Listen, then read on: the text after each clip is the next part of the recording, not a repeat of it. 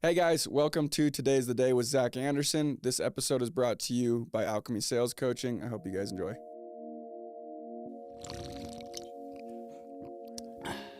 Hey, what's up, everybody? Welcome back to Today's the Day with Zack Andersen. What up, what up, what up? Welcome to Today's the Day. All right, what's up, everybody? Welcome to Today's the Day. Much love to everybody. Today's the day. Hey, what's up, everybody? Welcome back to Today's the Day. I'm very, very excited for this one. This has honestly actually been the hardest interview to lock down, believe it or not, with one of my very, very good friends, Bradley Rossiter, or Ross Dog, as most of us know him. Brad's super special to me. You have honestly, since my adult life, probably had a bigger play in my life than most people.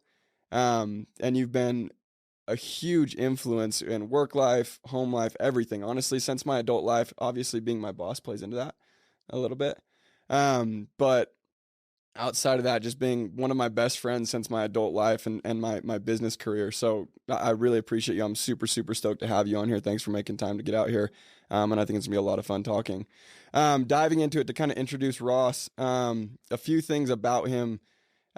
Growing up, competitive skier, this is what your wife was telling me, competitive skier, and she made sure to mention that you could land a double cork, whatever that means. Oh, nice. A nice little plug from Hey Weep. I like that. She plugged you. You had sponsors through all that.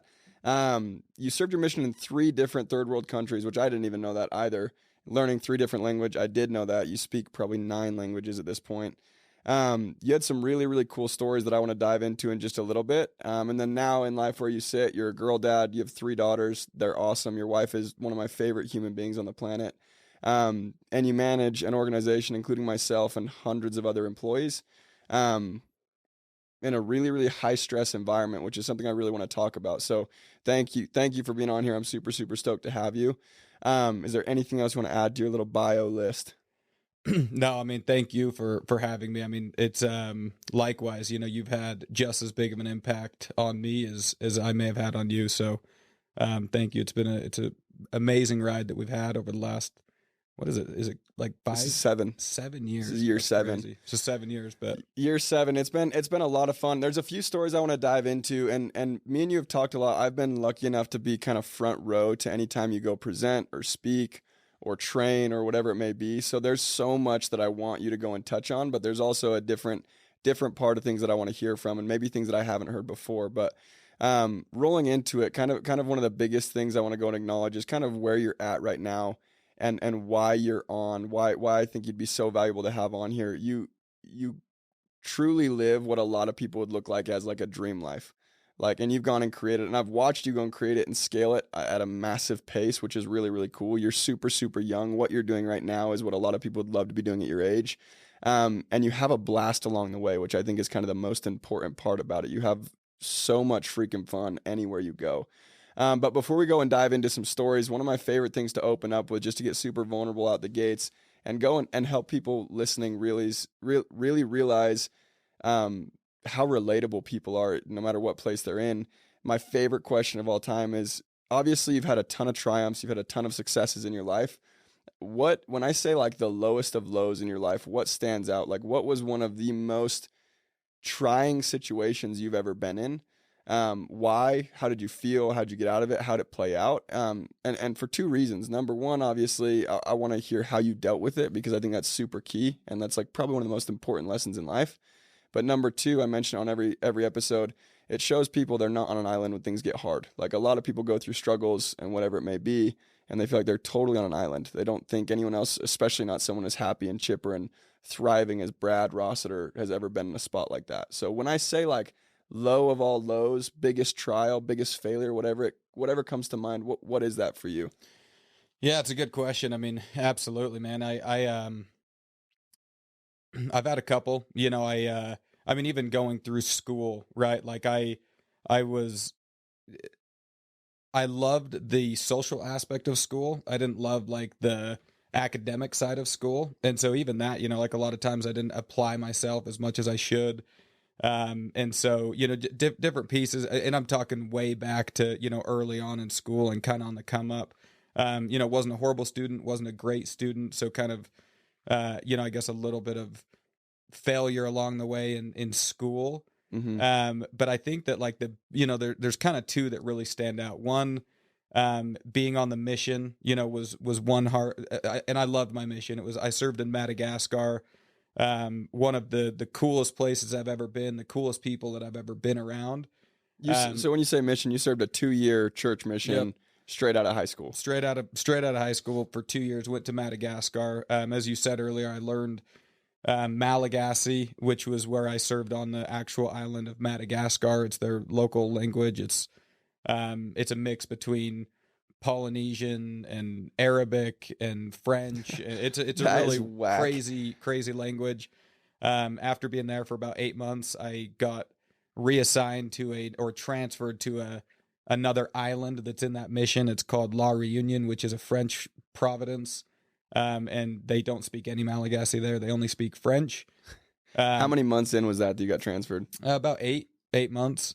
And then they said, hey, good work learning Malagasy. Now you get to learn French. Yeah, they said, would you be willing to learn French? Could you do it? Absolutely.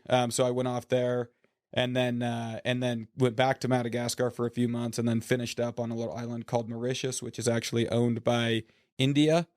And they speak English and Creole there. And so kind of a weird little melting pot of Africa down there, I guess. But anyway, so there was I'm a major extrovert, love being around people, and being, consolidated and confined to this small island, and, spending the majority of my time with my mission companion, the person that I'm assigned to go and do church work with, that I didn't get, we totally different backgrounds, and not necessarily like jiving too well. That was really, really hard for me. And I had some amazing people. But that was kind of the first one where I actually was like, dude, am I depressed? Like, I never knew what depressed was. I heard about it. I heard people talking about it. And I probably learned for the first time that there's actually a difference between being sad and being depressed. Like, I don't know, kind of crazy. So like, I remember sitting in this apartment and being like, dude, what the heck? Why am I feeling weird? Like, why am I not feeling motivated? And why am I not feeling like, why I want to do some of these things? And, was able to bounce out of that. And it was kind of a short-lived stint, but it wasn't too long after that I went out, or that I came home, back to Utah, and I went out to do summer sales for the first time. And when you rewind back further, like you're saying, hey, some of your accomplishments and this and that, I was a big skier. I played all sport, tons of sports, skateboarding, anything extreme, dirt biking, snow, all of that stuff. And, to be honest, I excelled at a lot of it. Skiing kind of being the main passion, competed across the nation in slope style skiing. So, doing all the flips and the rails and, the X Games qualifiers and all that stuff is the collegiate deal. I mean, all of that was kind of what I was focused on and loved.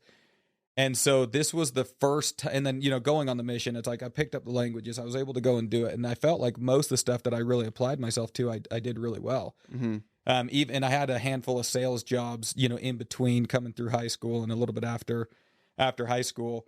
So when I go out and do door to door, and not to go, too into depth, but surface level, I show up to Alaska to go and sell, and that's kind of where they threw me.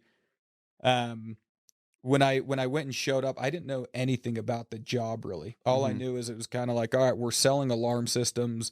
And I actually remember my brother who was up there said, hey, you're going to screw up on a lot of stuff. All you have to do is make sure that they know that they're paying this and get their signature right here. And I'm like, all right, fair enough. And I went out, that first day, and that first week I actually went and sold 7, which is phenomenal. In that industry, it's really good. Yeah. And it was all by personality, man. Like, it was all by me being energetic and honestly just being happy, being excited about the job. It was something new. I was in Alaska, I was actually pumped. But that was pretty short lived. I ended up going 3 weeks after that first week without making a sale. And which translates to making no money. Like, if you don't sell, you don't get paid. That's right. All commission job. And to be honest, it wasn't even the money at that time as much as it was that I was failing. Like, it was, okay, and it was such a mind, it's just playing mind tricks, because I went out and I did about as good as anyone in the office that first week. And then I go and we call it bageling. I go and throw up a bagel, meaning a 0, for 3 weeks in a row. And that was the second time that I ever remember being maybe depressed, right? Or like failing and completely recognizing that, man, I'm trying to do this. I'm going out and I'm knocking on doors and I cannot make a sale. And it's really amazing looking back at all of the stuff that I learned, because that's actually one of the biggest blessings in my life now, right? That's what, absolutely, especially in my business and my position, that I can go and relate with people that go through that, because everyone at one point will. But I remember justifying everything and saying, like, I was really quitting is what I was doing. And I actually quit before I actually, come week 3 after that third week, I tried to quit. I called up my boss and I was giving him every reason of, why I was quitting and why I was going. And to me, it wasn't even quitting, actually. I want to make that you had a way of justifying it. Yeah, I was just justifying it, right? Yeah. It was not on me, it was on everyone else. Yep. But I remember him saying, "Hey, if you want to quit, you can quit." That's what my boss at that time said. And I'm like, "Quit? I'm not quitting. Like, you guys quit on me," all this other stuff.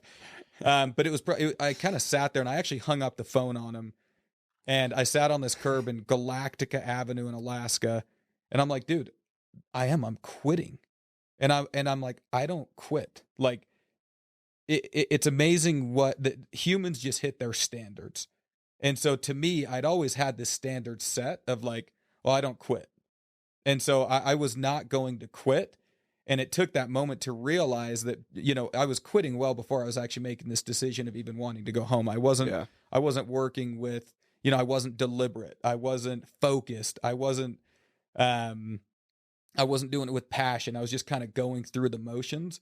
So I'd quit probably week 1, week 2, but it wasn't making the full on, all right, I'm out of this thing, until week 3. Yeah. And when I kind of had that wake up moment of like, okay, I'm not going to quit. That's not my standard. And that's actually what you're telling yourself you're going to go and do. I completely reinvented it. I sat down. I'm like, all right, I'm going to go and figure this out. I'm going to go and turn my summer around, and I'm not going to do it because because of the money or because of anything else. I'm not going to compare myself to anything else. I'm going to compare myself to me, and I know I'm way more capable of what I'm doing. Yeah. And the rest is kind of history. I actually went out and got rocked for another week. So it's funny because it's like, you don't just instantly get this, oh sweet, because I'm having this defining moment, everything's going to be fixed and I'm going to do amazing. Yeah. I got smashed, man. Yeah. For another week. But at that point, because I had made that decision about burning the boats mentality, it didn't matter. Yep. And I ended up, finishing out. Once I sold again, I didn't bagel for the rest of that summer. And, it completely changed the trajectory of my life. You fast forward 12 years and, I'm in the position I am. Yeah, you just said something that's so apparent. So, and I have I have a front row seat. So you just said you rise or fall to like your standards, like your production will rise or fall to your standards. And rewinding in life, first off, before all of that, competitive skier, your standard was to go and be excellent. Yep. Right. There's even a story where I forget what year of high school it was. You tore your ACL, if I'm correct. Yeah. And you picked up bowling. Oh yeah. Because you couldn't ski. Yeah. You ended up going to the state championships for bowling as the captain, and you got a scholarship for bowling. Yeah. Correct? Did I miss anything on there? Yeah. So I was, again, skiing was my life. That was my everything, right? I had ski release every day. I was out at 10:40 every day in high school. Like skiing was literally everything. And, getting the next sponsor, the next photo shoot, all that stuff. And, I ended up, tearing my ACL up at Park City on a really big jump. And I was, going a little bit more into depth. So I really hurt my knee. I knew that I was hurt. But I didn't really want to face the music of it because I knew what it meant, right? If I had this serious injury. Yep. So I went and I iced it, went for about a month until I'm like, all right, I should probably go get this checked out. Like something's not right. I go in and they actually told me that, and I went to Dr. Cooley, who's one of the best, he just done Tiger Woods knee, tons of athletes, and one of the best orthopedic surgeons in the US. And he did all these tests on me and felt like he didn't even need to do an MRI because he just knew it was a torn meniscus. And that's only a 3-week recovery. Mm-hmm. This is actually one more kind of failure point where at one Low of my point. lows. Yeah. Low point. So anyways, he's like, yeah, 3 weeks, you're going to be back up. You're going to be able to go and hit these competitions in Colorado and all these other spots that I'd been planning on. And so I went and got the surgery, and I woke up to, hey, I'm sorry, we completely misdiagnosed it. And when you were completely unconscious and relaxed, your knee was wobbling back and forth, and you had no ACL. Your MCL was torn, and your meniscus was torn. And so you're, 6 to 8 months. And I was like, so sick. And I truly was I was depressed. And so, I'm on crutches for 3 weeks or whatever it was, 6 weeks. I don't even remember the timeline, but I could not sit still. Like, I hated sitting still. And I lived next to a bowling alley. And so all my buddies that were on ski release and going skiing, that was really hard for me to swallow. And so I'm like, well, I'm going to go to the bowling alley. And so I end up going to the bowling alley.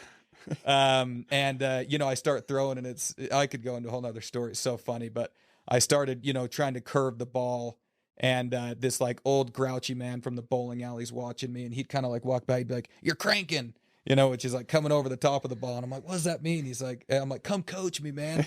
And he's like, "I'm not coaching you. I hung that up." It's like, anyway, so this guy kept walking by, and he ends up being like, "All right, you need help." And so I'm like, "Dude, we should have a bowling team for Skyline." That's the high school that I went to. They didn't have a bowling team, and we didn't have enough people to have a bowling team. And so I went and recruited people from Olympus High School, which was below us, and Skyline, and we put together a bowling team so that we could go and have enough people to compete. And I ended up, becoming the team captain. And, I had a lot of 600 series and became, a pretty dang good bowler. Never had the 300, really close, one pin short a handful of times. But, and it was all because anything that I go and really put my mind to, and, you're positive, and I say it way too often, but it'll work out type thing. And that's kind of how I looked at bowling too. I'm like, well, yeah, I'm going to go and figure this out. And it was fun. So on that, rewinding, you went like, again, touching on standards, you rise and fall to your standards. And that's a saying, but like you've lived it, like all through growing up, your standard was always to go and be the best at what you're doing.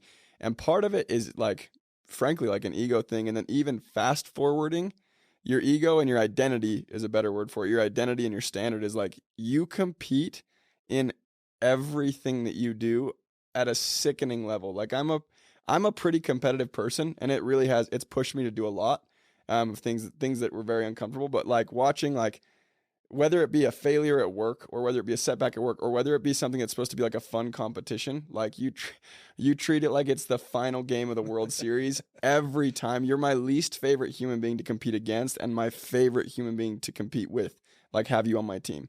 So my question for you is like, where did you develop that? Like, where did that start?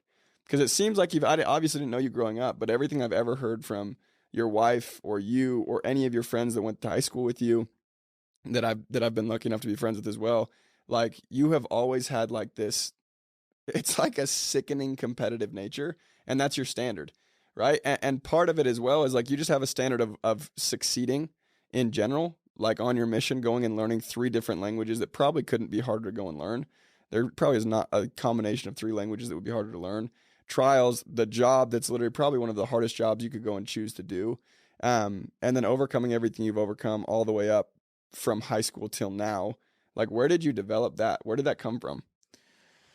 I honestly don't know, other than I think that I hate losing more than I love winning. Like for you, Zach, do you love winning more, or do you just hate losing more? Like, I hate losing. You hate losing, right? Yeah. So for me, I hate losing. And obviously winning feels really, really good. Like, and from the very beginning, like in competing in anything, I maybe it has to do with having 2 older brothers, that always pushed me.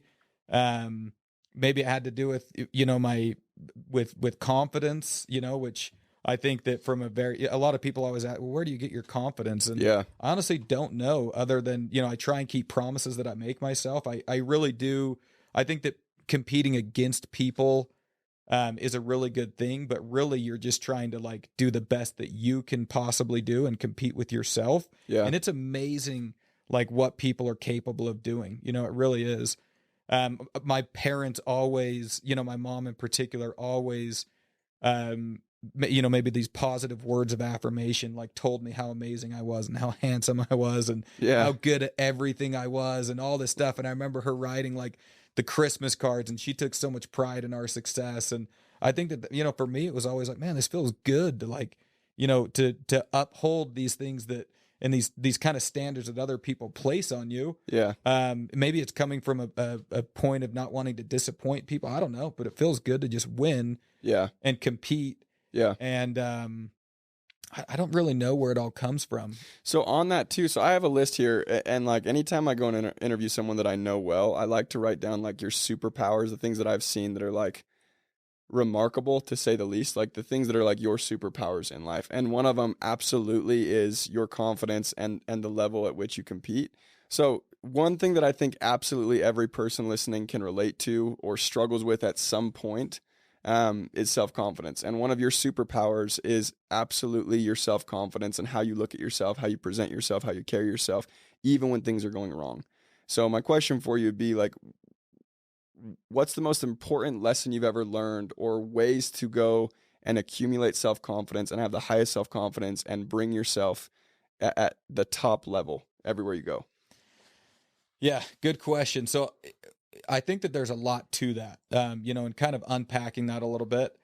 I do think that, like I'd said before, I think that even from a young age, I was blessed enough to have really good parents that instilled confidence in me, you know, and me as a dad now, a girl dad, like we talked about earlier, that's been a major focus of mine to make sure that I am constantly instilling confidence into people, because no matter how much we can generate confidence ourselves, there is also, you know, a lifespan of other people doing it for us. And a lot of times confidence comes from other people too, right? For sure. And so I've always tried to be a person that's building up people's confidence, not tearing it down. Competing, I can, you know, a little bit on the contrary, but you know, it's, I mean, how good do people feel like of just taking I know how good I feel if I walk in and someone's like, man, you look good today. Or, hey dude, you dominated last week in X, Y, and Z. And so like being that person, that's who people want to be around. And the flip side, that builds your confidence. 100%. Yeah. Like when people want to be around you because you're always building them up, that builds your confidence. Now people want to be around you. Absolutely. 100%. And I think that the other part of it too, you know, like in this job a lot of people are like, dude, like you're so good. Like, how are you so confident on the doors? Right. And it hasn't always been that way. Right. Mm-hmm. These guys only see the final product, the polished version of Brad Rossiter on the doors, or as the senior partner of the region, or they didn't see the Brad Rossiter that tried to quit on Galactica. They heard about him, but they don't see that guy. For 3 years, I took a deep breath before every single door approach or sales pitch that I would make on a sales call to calm my nerves. And to be able to collect what I'm going to go and say, collect my thoughts. It was like this ritual that I kind of did before every door. People don't see all that. Yeah. People don't. And a lot of times confidence gets mistaken with experience. So I have a lot of experience, right? Like I have 12 years of experience of doing that. In skiing, I had experience from when I was 2 years old of skiing, and competing from when I was, 8 or 9 years old, through all that time. So when someone when someone in high school who starts skiing all of a sudden is like, dude, like, well, of course I'd do it if I was Brad, blah, blah, blah. Well, no, man, I've been doing this for a long time. Yeah. So I think a lot of times that confidence does get a little bit mistaken with experience. Yeah. Like there's other things that I'm probably not as confident in, but I do think that just like anything else, confidence compounds. So when you're confident in a few things and when you go and like zero in, it starts compounding into something else. Like, basketball, I'm not a great basketball player, but I'll go out there like I'm freaking MJ and hack around and tell you guys bench me. That's the truth. But it's like, I just love it because I want to go and compete. Yeah. So anyways, that's probably a little bit of like my perspective on confidence. I mean, that's so gold. And that, like, I've never thought about it that way. You mistake confidence for experience. But one way it's been put, like if you've ever read Relentless by Tim Grover, heard him speak, he talks a ton about like confidence gets mistaken for instinct. Once you do something so repetitive Yeah, and you same compound idea. it, it's the exact same idea. And you compound like this reassurance that you know exactly how to do it. It's now instinct. You can turn your brain off and do it. And it looks like confidence. It looks Yeah. like there's no panic in you. And he talks about professional basketball players when they go to shoot free throws. It's like there's no confidence needed to do something you've done 4,000 times that month already. Yep. Right? It's literally just instinct. So that's so gold. I think that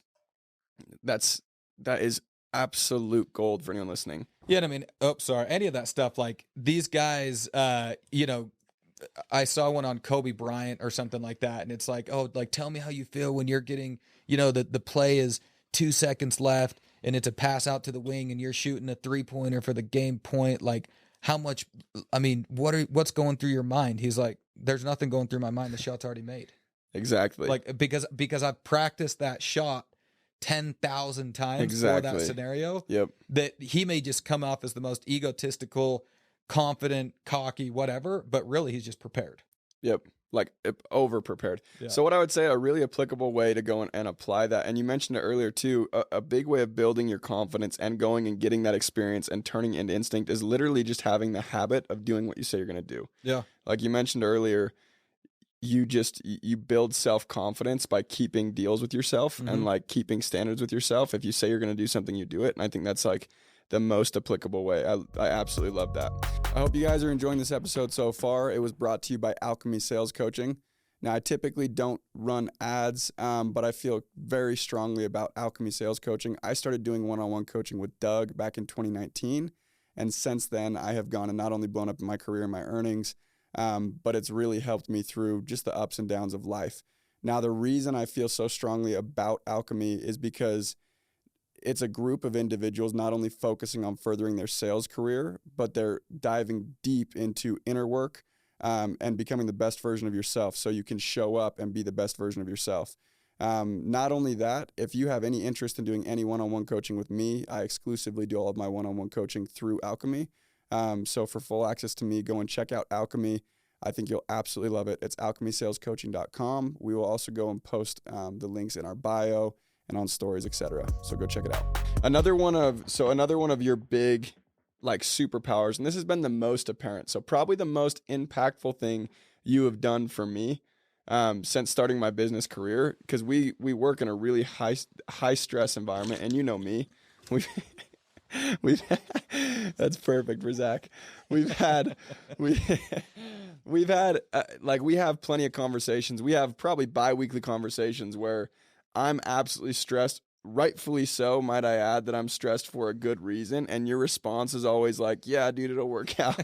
And I kind of hate the response, but it literally is your superpower. So 2 things you're absolutely unreal at since meeting you and since being a part of your organization. The first thing is you handle stress incredibly well, probably too much sometimes. You don't even let it get past your surface, and I'm curious as to how you do that. And then the second thing, and probably the more influential that I've gone and taken into everything that I do, and I talked to another guest about this when they were on, is everything you do, you make it so damn fun. Everything you do. I remember I was on a work trip, and what a work trip looks like, my first work trip ever, we flew into a small city in Colorado in the middle of winter. It was probably between 10 and 20 degrees every day and blizzard. And what my job consisted of was getting dropped off for 8 to 10 hours with no idea of when you'll be back. And I wandered around a neighborhood knocking on doors. And I literally remember you picked us up in a rental car and you were drifting this freaking Escalade. We were terrified. That was the same trip you got a ticket, actually. But you literally made everything throughout the entire trip a blast. Like dropping me off was a blast. Going to the gas station to get our energy drinks, that was a blast. Like everything was fun. And now I've seen you do that in everything that we do. Whether we're going to a conference, like it's literally your superpower. Whatever we're doing is always a blast. And I'm curious, like, where did you develop that? And why do you hold such a high importance to it? Like you really do. You make it apparent that it's important to you, or we wouldn't do what we do the way we do it. Like, why is having fun so important to you? Sure. Yeah, I mean, I think that life is meant to be fun, you know, or maybe people argue me on that. I have no idea, but I think that life, my mom got me, or I wore a shirt when I was young that was like, life is a party or something, you know, it's like, I can see that. I think that that's awesome. Like life should be a party, and there's obviously a lot of things that go into it. And there's a lot of sacrifices that I made to be able to do the things that I do. But like part of that whole, you know, superpower that we're calling it or whatever is just, I try and not overcomplicate things. And I also think that you can actually like back to there's kind of two questions to that. Like, hey, how about the part that, you know, everything just kind of works out? And I do. And I don't even, everyone kind of has like their phrase that they say, right? You got a lot of people circle back, this, that, whatever. Yeah. For me, it's, hey, it'll work out. But I actually do believe that you can will things into existence. Like, I think that there's part of it that you can't be naive and you can't just like be saying it to say it. But if you actually truly believe that things will work out, you will make them work out. And it kind of goes back to that same thing that I was talking about, like your standards. Like my standard is actually to make things work out. Like, and that I'm not just going to let that be up to happenstance. Oh, if it works out, it works out. And it's not if, it's no, it will work out, but I'll put in the relentless hours to make sure that it works out. Yeah. So whatever that problem kind of is, it's not saying it lightly, and it may seem like it, you know, at times, but it's saying, hey, I'm willing to put in whatever work until it works out. You showed me that rap song on that trip. Put in the work until it works out. That same trip. And so, you know, I think that like talking about that standard piece, it's amazing how resilient human beings are, and everyone has like their own set of standards. And so you look at like a single mom with kids, but her standards are to pay her bills, right? Like I'm going to make sure that I pay my bills, and she will do everything in life to make sure that she can pay her bills to support her, you know, her 2 kids or whatever it may be. But then you have someone else who like, they pay some of their bills, and then you have other people who just don't pay any bills, and that's their standard. Well, it's pretty fascinating when you take that same single mom who has 2 kids that just gets by enough to be able to pay her bills, but it's a standard to pay her bills, that something catastrophic happens in her family or in, you know, a friend or whatever it may be, that they need money to be able to go and get an operation or do something, that she's able to go and push herself to the point where she can actually go and help that person as well as still go and pay her bills.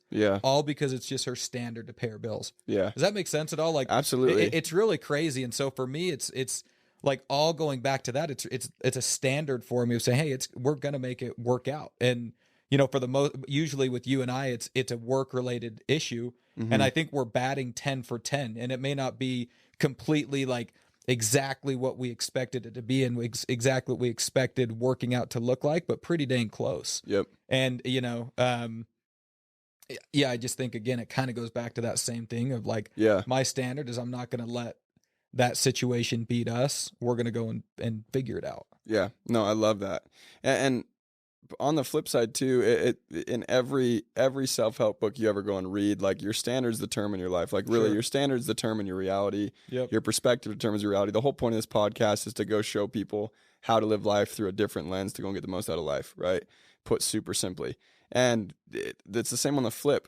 Someone's standard, if you have a very, very luxurious standard in life, like your life is to go and thrive financially, like that is one of your standards, and you take away the opportunity that's been funding you, or you take away all of your money, the exact same people would end up wealthy. If everyone on the planet lost all of their money, the exact same people would end up financially stable and thriving 5 years from now, just because it's their standard. So I think that's absolute gold. I really, really like that. Kind of pivoting a little bit, and I think this will be really, really helpful, and I'm curious to hear your answer. You work with hundreds of people every single year coming straight out of high school, straight out of college. Maybe they've been a part of a career they're not super happy with, and they're looking into other opportunities. What is something that you see a constant trend of? Because I have my own answer for this, but just young people, like people coming into their adult life, starting their careers. What do you see people lacking? That's a huge part of finding success in your adult life. Like, what do you see that they have to learn over time, obviously, but what do you say, okay, man, like this generation has got to go figure this out? Yeah, that's a good question. And it's so, you know, especially in my line of work, I deal with a lot of these, I call them digital natives, right? Like, it's so weird to think that I'm to the point. I'm 33. I got a cell phone when I was, I think, 17. And it was like the Nokia ones that I was playing Snake on, I mean, totally different from what it is now. And so, like, 17 years old, but we had the internet and stuff like that. I don't even really remember using it much, like here and there. And we're in a generation now that these digital natives, they're basically born with a screen in their hands and access to fact check and to do all these things that I've learned a lot of times. I mean, we have more resources than we've ever had in the existence of humanity, right? Yet I actually feel like we are the least, a lot of people in the younger generation are not as resourceful. So, people are they have so many resources, but they're not super resourceful. And I feel like for me, as I was, and maybe it just looks different, right? And maybe like that definition of being resourceful is completely different. But I feel like the people that are very, very successful in life are the people that are the best at exploiting resourcefulness and being resourceful. Yeah. And so, like, it doesn't matter how much resources you have if you're not using them to their capacity. I don't know. Like, I think that for me, it's like, I look at even in just, when I was a kid, so like I needed to go and make money, and my whys to make money were to go and, get a ski pass and to go and do different things. And so I would go and, meet and network with all the best of the professional skiers. I was friends with, Tanner Hall and Yoon Olsen and all these guys that anyone that skis will know some of these legends from back in the day. And they would get, they were sponsored. This is before I had some sponsors and things, and they were sponsored skiers by Oakley and Armada and all that. And I would buy their clothes from them from the year previous, and then I would go and sell them. Yeah. And I would be like, dude, you want Tanner Hall's coat that he wore in X, Y, and Z? Yeah, buy that. You know what I mean? And now it's like, and I just go and do that all by word of mouth and just by straight hustle. Yeah. I was just really resourceful. Where now it's like, you've got KSL, OfferUp, marketplaces, blah, blah, blah, blah. But yet people, I mean, and maybe some people do that, but I guess what I'm getting at is like, it's never been easier to go and make money and to be able to go and like, be resourceful. Yeah. But maybe sometimes having all those resources contradict. I don't know. Anyways, that's something I've thought about, That's, resources do not equal resourcefulness by any means, and resourcefulness is the root of success. Yeah. So that's absolute gold. I love that. So on the flip side of that, you also, with your work is super unique. You get to go and you get to see, you call them digital natives. You get to see them going, like, including me. Like, you got to see me go from 17-year-old total punk. Like, literally my job was to show up to high school. That was it. Like, that was the extent of my responsibilities, which I did 30% of the time. To where I'm at now, and by no means have I arrived at where I want to be, but I've definitely come a long way. On the flip side of that, you also are surrounded by the most successful people. Genuinely, you're actually very, very tight-knit circles surrounded by some of the most successful people in the United States. Like, people who have done bigger things, and you've gotten to rub shoulders with these people, have conversations with them, and then you've gotten to spend a lot of time with them. So a question would be, not everyone's that lucky. Not everyone gets to go and have that kind of network, and your network is your net worth, right? What are some things you've picked up on from that group of people where it's like, holy crap, dude, everyone that I noticed early on, everyone that's successful did this. And I tried to go and embody that. Yeah, there is so much to that, but I would say the two most powerful things that I've learned, the most successful people that I know think way bigger than I do. And I think that that's not always, like, that's at scale. And so I think that they didn't always think as big as they do now, right? They just always, it was always on their mind to think bigger and push boundaries. Yeah. And so thinking bigger, like, it's such an important one, is thinking bigger. And the second one is just a blue ocean mentality, abundance. Yeah. Like that. I've always actually, lived a pretty abundant lifestyle because it feels good. Like, I love how you feel, living is giving, all that stuff. And I could never, it's taken me probably until, my 30s to recognize that lifestyle that I was living. But that's been something when I say life is a party, I don't want to be doing that by myself. I want to be doing it with all my friends. Yeah. And I want to be doing it with all the people around me and all the people that I love and all the people that I don't even know yet. I think that that's super fun. Yeah. And so I think that really living, you know, an abundant lifestyle and giving back to people and giving to people and that's not always, you know, monetary or you don't have to go and be rich to live an abundant lifestyle. Yep. That's that's a positive consequence that usually happens if you live that lifestyle. But, you know, like I think people always ask me, you know, what would you pivot your success back to? And I'll say, I've always tried to be generous and not just generous and not, that doesn't mean generous with my money, but it's generous with my time. Because that's probably the most valuable thing that you can give to people. Yeah. 1,000. So diving into that, and you mentioned it a little bit, most people will hear that. I have that as one of your superpowers. Like one thing you are incredibly good at is abundance mentality. And that's one of my favorite things that I've picked up from you and just kind of mimicked. I mimic a lot of things that you do, and that's one of my favorite things because it feels really, really good. But I can already see comments or whatever it may be, people being like, oh yeah, it's easy to be abundant when you have millions of dollars to go and give people. Like it's easy to have an abundance mentality when you don't have to worry about paying your rent the next month. And I can argue that because I have been there. Like I literally got to a point my first year where I had $16 and I have a screenshot of $16.37. I couldn't go to B-dubs with the boys. Like I couldn't do anything. I had no money and I wasn't selling. I was terrible. So what are things that you can do? And you touch on it a little bit, but in depth, like you have no money, right? What are ways to live an abundant lifestyle just throughout every day, day to day, going to your 9 to 5, whatever it may be?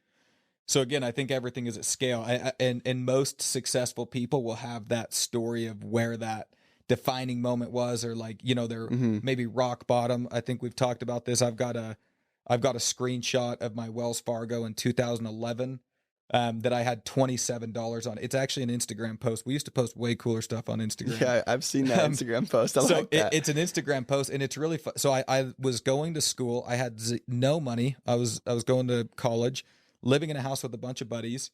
I remember going to Windover one time with no money. I went with the boys just to go, and one of the guys got up $5, gave me $5, and I turned it into like 150 to pay for rent. And that's why we're going to Vegas. That's why we're going to Vegas. But I, you know, it's really funny looking back at that, because one of the things that we did, we lived right by a Maverick, and I lived with 7 dudes. And we, you know, it'd always be like at one point in the day, it'd be like, hey, let's make a Mav run, right? And we'd go over, we'd get some drinks, some beef jerky, whatever. Well, my post was, and this is when I had like the least amount of money to my name, $27. And I'm like, down to $27, boys. Looks like we have one last Mav run in us. And it's like me wanting to go and buy drinks for the boys because that's what brought me happiness. And there's not a better way that I could go and spend that $27. Yeah. Was it necessarily like the smartest financial decision? I have no idea, but it was super fun. And so I think that, you know, like I didn't just start living this, you know, this, oh man, blue ocean abundance, there's enough out there for everyone mentality when I started making money. And, you know, back then it was just like, dude, let's get everyone up skiing. Like, let's go and just put in the time to go and coordinate something, or, you know, be the person that's going to go and give up their time to go and do something special for people. Yeah. And so, you know, I think that's actually the most valuable thing that you can do is actually give your time. Yep. It doesn't have to be money. It doesn't have to be resources. It doesn't, like, those are all perks. Yep. So yeah, I think that just being generous, being a generous human being in whatever way you can. And so one thing you've always said since I started, because we have a lot of opportunities to give within our work, and one thing you've always said is give until it hurts. And I think that translated to me really early before I had any money to give, anything to donate on that front. And it was very, very to scale. Like, give until it hurts means it's to scale. So as you have more to give, like, you can go and give way more. I give way more now than I used to, but it hurts just as bad as it used to, right? Like, give until it hurts, give until it's like, okay, wow, it's like, that's a lot. And I think that translates and this could be just speculation, but as you go and put out, you get back 100%. And I've never, ever, ever regretted going and giving either my time, donating money, just helping somebody that needs help, or helping someone feel included that's not included, whatever it may be. Right. Yeah. And I, you know, what you said, and it's actually off topic from what you're saying, but it sparked another thought. Like, it wasn't me that obviously said, hey, give until it hurts. It's just something that I've heard that resonated with me from my mentors and the people that I've worked with. Yeah. And I think that a lot of times, when people, they, on like the whole confidence piece or being like egotistical, I'll tell you, like, I may be confident, but I try and be extremely humble and listen to what people are doing that are successful. Yeah. And a lot of times people get too prideful, and that gets in their way of going and being successful because they want to go write their own story and they want to be the man and they want to do all this stuff. Like, for me, it's been, we've all heard the success leaves clues, and it absolutely does. Yeah. I've just done a good job. I've been in a good system. I've been around really good people. I've been around an amazing network. And I've just tried to do a lot of those things that they were doing. And it looks to me like they live very, fulfilling lives. Yeah. And as long as you're progressing, because that's obviously the most important piece in life is just progress. If you see progress, you're going to have fulfillment. Mm-hmm. But anyways, just when you said that, it's like, I've tried to be a sponge just like you have. And that's where a lot of my experiences and mentalities have come, and they've developed, I couldn't even put into words of like, of an abundant lifestyle or of all that stuff. It's just kind of materialized into what that is. I'm 33. Exactly. And you mentioned something that I think is really, really cool, and kind of the core and the root of the podcast and having these conversations. Like I have been having these conversations with literally you and multiple other role models for 7 years. And actually even longer, in high school as well. Just people where it's like, hey man, that dude is living how I want in that aspect. I'm going to go figure out how he does that. So you said it, like, success leaves clues. And mentors and role models have played a massive, massive part in my life and just living the life that I live now. And I'm extremely happy with my life. So my question for you is, like, who are some of your biggest all-time mentors, role models? And it can be different for different things. And I think something important to keep in mind for people listening is, you don't need to have one role model for everything. Like, I have role models where they are the perfect role model as a dad, right? But they're broke. I'm not going to learn how to go and make money from that guy, but I am absolutely going to go to him for family and relationship advice. Yeah. And then I have relationships and role models where they are absolutely thriving in a financial sense and monetary and business, and I'm going to go learn everything I can from them, but maybe not other facets of their life. So, like, who are some of your biggest role models? What are they your role models for? And what have you learned? Yeah, it's so crazy, like, working backwards on that, because a lot of times you think of all these people, that have been successful in whatever way we gauge success and all that, but I have so many. Some of my biggest mentors and role models right now are my kids. Like, it is so crazy because it puts everything in a different light and a different perspective. And, they're just starting to kind of go through, we get conditioned to think different ways and have these different beliefs and all this stuff as we come up, which really make us who we are. Right. Yeah. And these kids, it's almost like this blank slate. And to see that it's like, they're so pure, and they laugh when they're happy. They cry when they're sad. They have unwavering trust. And so, it may sound weird, but 100%. It's crazy. Like, I look at these kids and I'm like, man, I want to be more like them. Like, I want to be vulnerable. I want to, when I'm sad, I want to talk about it, and I want to, figure out a way to be happy and to get past it. And when I'm happy, I want to laugh, and I want to be playful, and I want to do all those things. And I want to, like the trust piece, like it's scary how much they trust, me and my wife, Haley. But yeah, I think that working backwards, it's like these kids who I'm with awesome. Every single day. It's really, really powerful what you can learn from children. My oldest is 5 years old. I've got another one who's 3, and we've got a 2-month-old. And, and even from my 2-month-old, like they're just the stuff that you take away and learn from them is super powerful. My wife is, obviously a major mentor and supporter to me. She's unbelievably patient and calm, and I mean, everything that I lack, she is. And so that's what probably makes us work. My family, all of them, there's, from my sister to my brother, like I try and I try and have as many mentors as I can and take all the good that I can from people. So I could bore you and go on for a long time about, but there's every person in my family, I take things away. And obviously in this workspace, Casey Baugh and Todd Peterson, Jared Young, Bo Gardner, like all those guys have been major players, and all of you guys, it's amazing. It's amazing how much mentorship comes from just perspective. It doesn't always have to be the person that has more experience or more success. Yeah. It's something that they've learned, that you can go and be better. Right. Yep. So anyways, I could go on and on and on. No, but I think love what that. I'm probably the most passionate about is my family. See, that's so cool. Like, that's such a unique answer, but it fits perfectly. And that rolls perfectly into kind of one of the last things that I want to talk to you about and ask about is we bring people on here where the point of this, like today's the day has been just a motto I've had. Today is the day, by the way. Today is the day. Absolutely. It's been a motto that it's been a motto that I've had for years and years and years and years. And like going and really kind of understanding it on a deeper level. The point of it and the meaning of it is like, this is all you've got, right? Like you have no idea how long you're going to be here for. You want to go and get the most out of every single day, regardless of what you're doing that day. And you are absolutely, especially in my life, and I know a lot of people's lives, somebody who does that at a higher level than most. And all it really is a perspective. Like if you look through the lens of like today's the day, every day, you are going to go and get so much more out of your life, however long your life may be, than if you don't. Yeah. Then if you get stuck in this mundane routine of just, oh yeah, another day, right? Like tomorrow's going to be a repeat of this one. But if you really do go approach it and you do a very good job of that, my question for you with that is, where did you go develop that innately? And maybe you've never thought about it. Maybe you never really realized you do it, but you absolutely do it, right? And how do you go and live by that motto? Today's the day. How do you go and really embody that in your every single day?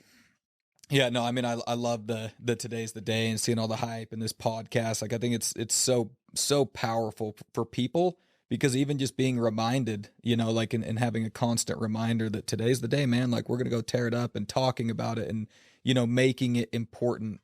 And so congrats to this whole thing. I think it's awesome. But I think, thank you. And it goes back to a lot of the other stuff that we've talked about. Most people just kind of see this, the final version of it at that time. But a lot of that stuff takes effort too. For me, it's a lot easier to just sit at the house and do nothing, and even as it's a thing that I'm constantly trying to balance as well, because I know that, hey, if I go and get all the kids if I go get all the kids in the car and we go to the aquarium, it's going to be way more fun than if we're going to sit home. Yeah. But it's not always the easy thing. It's just always worth it. And so I think that recognizing that to really be deliberate that today is the day, and to have an emphasis on, hey, I'm going to make life fun. I'm going to be disciplined. I'm going to go and do all that. We always talk about like choosing your hard. It's either hard now, easy later, easy now, hard later. Yep. And you can have a lot of fun while going through hard things and doing hard things. Yep. I think people, in the last part to kind of maybe sum all this up, me, I think we overcomplicate so many things. Like we have to know why everything equals y and the x and blah, blah. Like it's so complicated, and it doesn't have to be that way. Like life does not have to be super complicated. You just got to do your best, be you, have a ton of fun along the way, work your ass off. And, I think that you'll get the results. Absolutely. No, I love that. I think that's the perfect ending statement. So thank you everybody for tuning in. I appreciate you, Brad. Thank you so much for making time coming down. I could talk all day long. But I hope everybody got something out of this. Much love, and tune in the next time. Today's the day. Today's the day. Thank you guys so much for tuning in today. As always, it was a blast for me. I hope you got something out of this. If you got something out of this video of value, share this with a friend, and please go show your love. We're on all streaming platforms, including YouTube, Spotify, and Apple. Any ratings, comments, likes, shares, they go a very long way, and they make it so I can keep doing these things for you, and I would appreciate it greatly. So please go share with a friend. Until next time.